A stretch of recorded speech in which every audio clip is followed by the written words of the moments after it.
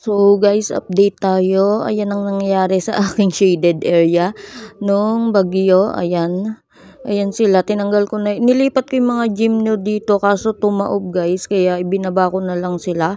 Ayan, hinahangin kasi tumataob siya. Then, ayan yung shaded area ko, nawala na din yung isang tabing ko dyan guys. Then, eto sila, dito na sila nakalagay. Ibinaba ko na kasi baka mabasag pa yung mga ceramic pots ko, tsaka yung mga pots na bigay ni Ate Cor Christy. Then, ayan na sila guys, pati yung mga ano ko, yung mga orchids, inilagay ko sila dito, pati mga gymno ko, inilipat ko na guys. Kasi nga, sobrang lakas ng hangin kagabi. Then, ayan, okay naman na sila. At yung iba is inayos ko lang kasi nagtalunan sila guys.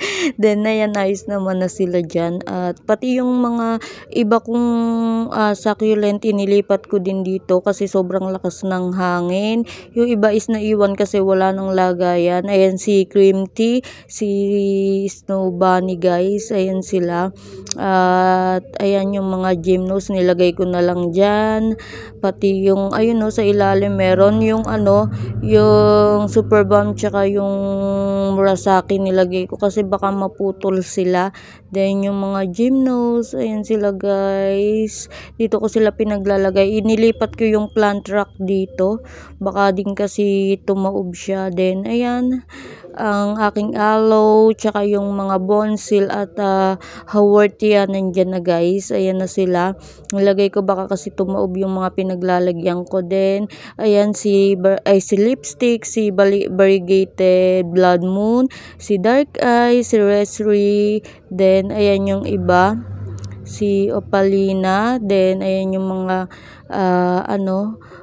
gymnos. Then ito yung variegated melody, missing you. Ayan, inano ko si missing you kasi maselan din siya guys, nakakailang ganyan na ako. Then ayan, variegated tito buns, tingnan nyo, nabuwal na siya ayan pero meron na siyang roots. Ayan na lang yung natira guys. Yung iba kasi is nag-rot, hinayaan ko lang siya. At nakalagay siya sa rain or shine. Nilagay ko lang siya dito baka kasi maglagas yung mga dahon niya at malakas yung hangin at maputol yung stem. Ito yung aking super bomb na surviving. Akala ko guys is mamamaalam siya. Nagkaroon siya ulit ng bagong head. Then ayan, meron pang mga damo. Ayan, i-remove na natin yung mga damo na to guys. Then ayan, at i-remove natin lahat, pati yung mga dry leaves. At ayan sila, pati ito yung aking mga gymnos. Ayan, nilagay ko na lang siya dyan guys. And then ayan silang lahat. Ayan yung aking unghiculata, nilagay ko din dyan. At mga mapaparina, ayan si white one, si lemon, si amazing grace. Ayan nabasa din sila dito guys. Ayan kasi sobrang lakas ng hangin, umaanggi din dito. Ayan mga gymnos, nilagay ko na dyan. Buti inalis ko agad kasi tumaob guys. Buti inaalis ko agad, kundi basag-basag yung mga ko na yan, ceramic pots. Then ayan sila. Ayan, dito ko muna sila nilagay lahat. At ayan, para sure tayo, 'di ba? Sayang din kasi pag nagkaputol-putol sila. Then ayan, mga astro, lahat sila. Ayan, nilagay ko pati si Moonrow. Ayan, nilagay ko yung iba dito. Yung iba naiwan kasi wala na talagang space, pero matitibay naman yung nandun. Ang itinira ko doon guys. Then ayan, ang aking maliliit na medyo lumalaki na sila at ang ganda ng color, 'di ba? Ang ganda na ng color ng aking mga gymno na maliliit. Then ayan guys, ayan sila. At ayan silang lahat, okay naman, although naulanan din sila dito.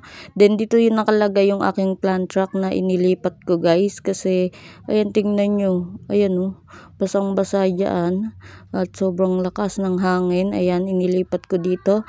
Ang dami ko ngayong aayusin. Ang ganda ni variegated blood moon ayan, nabasa din siya ng ulan.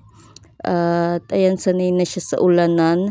Si dark eyes, ayan meron pang mga rainwater dyan. Si lipstick, nag-yellow yung ibang leaves niya.